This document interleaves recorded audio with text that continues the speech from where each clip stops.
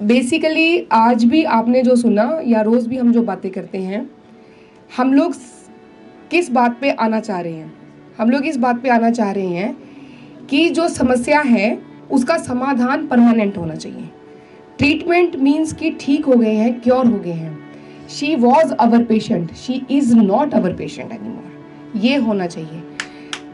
तो अगर एक चीज़ पर पेशेंट को लगा के जीवन भर हम उसके साथ उसके गठबंधन कर दिया कि तुझे इसी के साथ जीना मरना है, 7 कसमें खा लो, तो वो ट्रीटमेंट कहाँ हुआ? वो तो हम लोग दिन प्रतिदिन रोज पहले तो दवाई को देखते ही हमें लगेगा कि हम बीमार हैं, पहली बात। दूसरी बात ये कि वो दवाइयाँ खा के, जैसे सर आप पूछ रहे थे, तो वही दवाइयाँ खा के हमको उनके साइड इफेक्ट्स की वजह से जो बीमारियां इन वेटिंग है, जिनका हम खुद भी इंतजार करते हैं, हमें पता होता है मैं ये दवाई खा रहा हूँ, बाद में इसका यही होने वाला, उसका आस पड़ोस के लोग ही बता देंगे कि तब तुम्हें ये वाली दवाई लेनी है ना। उस स्थिति में आने के लिए कि दवाइयों की हमें जरूरत ही ना पड़े और हम सचमुच में हील हो जाए, सचमुच में हमारा ट्रीटमेंट हो जाए, हमारी चिकित्सा हो जाए, हम ठीक हो जाए, तो उसके लिए करने वाली चीज़ें बहुत सिंपल है। सुनने में शायद जब हम लोग बताते हैं लगता होगा कि इतनी छोटी सी चीज़ें इतनी बड़ी चीज़ कैसे हो सकती है, ये कैसे संभव है। नेचुरल है। हमारे दिमाग में ये प्रश्न अगर आते हैं तो बहुत अच्छी बात है, इसका मतलब हमारा तर्क वितर्क बहुत अच्छा है, हम सोच पा रहे हैं चीज़ों को, लेकिन करना वही पड़ेगा। ये बुजुर्ग जो बैठे हुए हैं या ये बुजुर्ग जो बैठे हुए हैं मेरे सामने, अगर हम इनके पास बैठेंगे तो ये अपने बचपन की जो बातें बताएंगे, हमें वहां तक वापस जाना है और हमें वही करनी पड़ेंगी, तभी हम भी कभी ऐसे बुजुर्ग बन के यहाँ बैठे होंगे। समझ रहे हैं ना मैं क्या कहना चाह रही हूँ? कैंसर को समझने के लिए हमें पहले बॉडी को समझना पड़ेगा। सबसे छोटी यूनिट कौन सी है हमारी बॉडी की? सेल। सेल क्या हमने देखा है कभी सेल? कितने लोगों ने सेल को देखा? किसी ने नहीं देखा। आपने देखा? कहाँ देखा? माइक्रोस्कोप के नीचे देखा है ना। 100x पावर पे जाके तब जाके वो सेल नजर आएगा कि उसके अंदर क्या है। तो जो बेसिक जिंदा चीज है वो सेल है बॉडी का। वो सेल मिल मिल के एक टिश्यू बनाते हैं। बहुत सारे सेल मिल जाते हैं, एक टिश्यू बनता है। बहुत सारे टिश्यूज मिल जाते हैं, एक अंग बन जाता है, एक ऑर्गन बन जाता है। ठीक है। बहुत सारे अंग मिल जाते हैं, एक सिस्टम बन जाता है। जैसे कि नर्वस सिस्टम, ब्रेन का सिस्टम। ब्रेन के सेल्स को क्या बोलते हैं? न्यूरॉन्स। जो सबसे छोटा सेल है ब्रेन का, उसको बोलते हैं न्यूरॉन। जब हम लोग पैदा होते हैं, जब प्रेगनेंसी होती है, उस समय एक अंडा होता है और एक स्पर्म होता है। एक मेल सेल है, एक फीमेल सेल है, एक सिंगल सेल। वो दोनों अलग अलग सेल है। दोनों सेल मिलकर के एक क्या बनता है? सबसे पहले जाइगोट बन जाता है। वो दोनों मिलकर के एक सेल बना देते हैं। उसी एक सेल से देखिए जरा, कुदरत की इंपॉर्टेंस समझिए। उसकी एक सेल का महत्व अगर हम समझने जाएं, उस एक सेल में इतनी शक्ति है, इतनी ताकत छुपी हुई है कि वो उससे एक नया जीव तैयार कर देते हैं, सिर्फ एक सेल से। तो हर सेल की वो कैपेसिटी होती है, हर एक सेल की। लेकिन किया क्या गया? मान लीजिए हमने एक कंपनी खोल ली, उस कंपनी में 100 एम्प्लॉय रख लिए। अब 100 के 100 एम्प्लॉय जिस दिन पहले दिन आए, उस समय वो हर काम करने के लिए क्वालिफाइड है। मान लीजिए हमने 100 इंजीनियर्स रखे, डिग्री तो सेम है सबकी, सबकी डिग्री सेम है ना। तो इसका मतलब क्या है कि वो सब लोग हर तरह का काम करने के लिए एक क्वालिफिकेशन लेके हमारे पास आए। लेकिन होता क्या है, जब हमने डिवीजन ऑफ लेबर किया, काम बांटा, उस समय क्या किया? किसी को एक तरह का काम दे दिया, किसी को दूसरी तरह का काम दे दिया, किसी को तीसरी तरह का काम दे दिया। वो काम देने से पहले उनकी ट्रेनिंग्स होती हैं। अब जैसे हमारे हॉस्पिटल की बात कर लेते हैं। कुछ डॉक्टर्स हैं, उन डॉक्टर्स में से कुछ लोग ओपीडी देखते हैं, ओपीडी में बैठ के पेशेंट देखते हैं। कुछ लोग यहाँ आईपीडी देखते हैं, अंदर पेशेंट्स को देखते हैं, है ना। कुछ पंचकर्मा का देखते हैं। कुछ लोग वर्चुअल ओपीडी देखते हैं। वर्चुअल ओपीडी मतलब वीडियो कॉलिंग पे या फोन पे देखते हैं, है ना।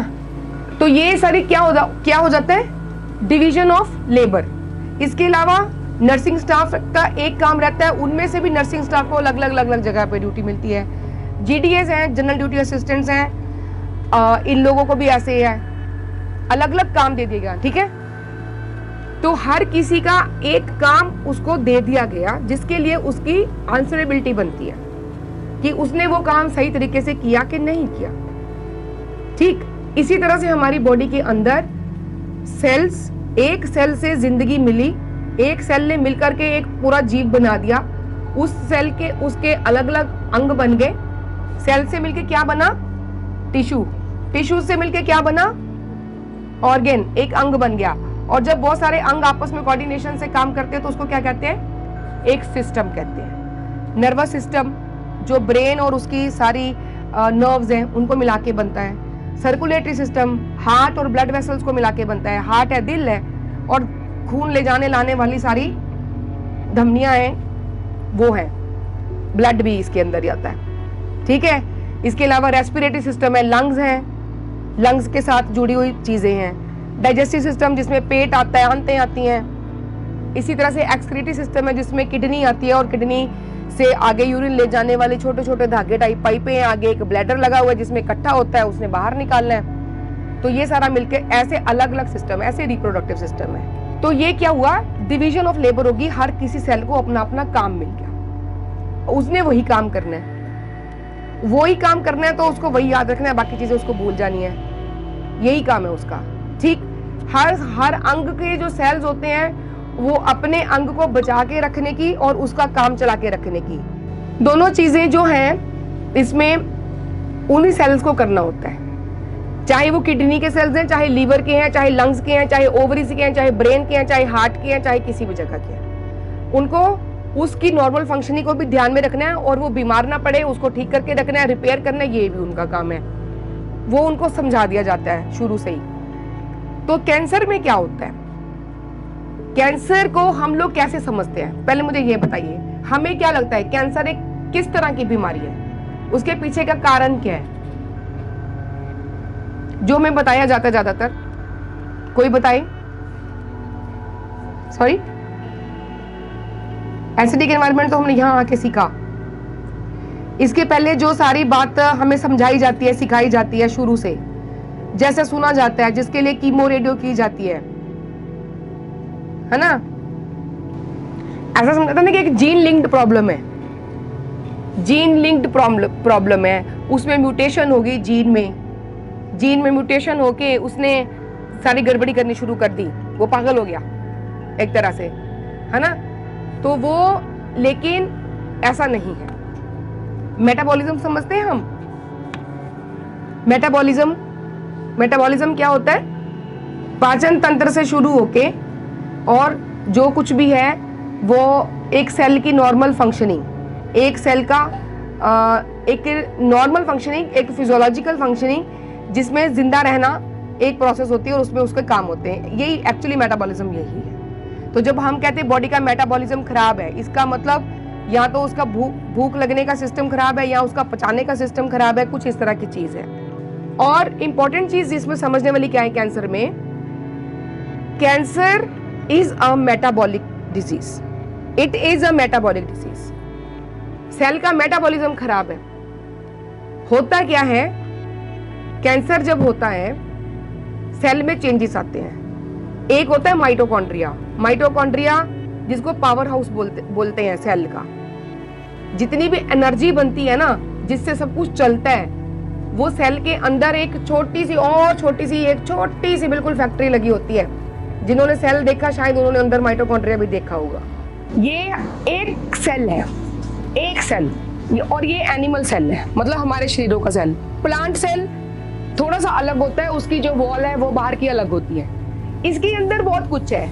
ये रहा इसका ब्रेन, ये सेल का ब्रेन है, न्यूक्लियस, जिसमें सारी इंफॉर्मेशन होती है, क्या काम करना, कैसे करना, ये उसका ब्रेन है, ठीक।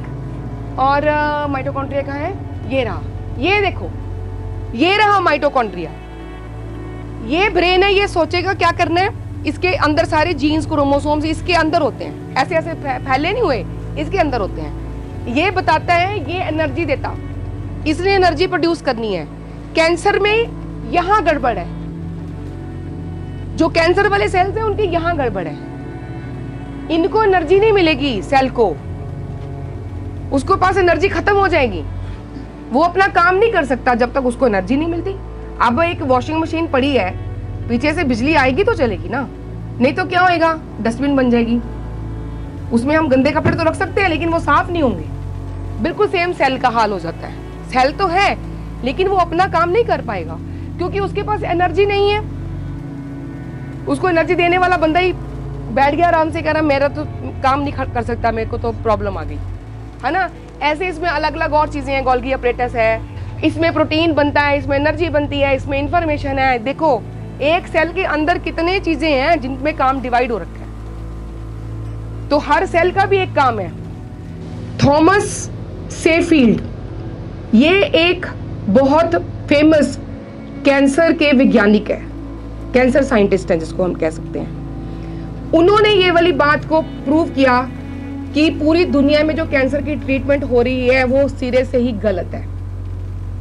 उसको एक जीन लिंक्ड, उसके जीन्स पे काम करने की कोशिश की जा रही है जो कि उसके न्यूक्लियस के अंदर का मटेरियल था, है ना। हाँ, ये देखिए नॉर्मल सेल, कैंसर सेल, इसमें क्या हो जाएगा, इसमें सेल जो है एनर्जी को लेने के लिए 1 से 2 होने की कोशिश करेगा।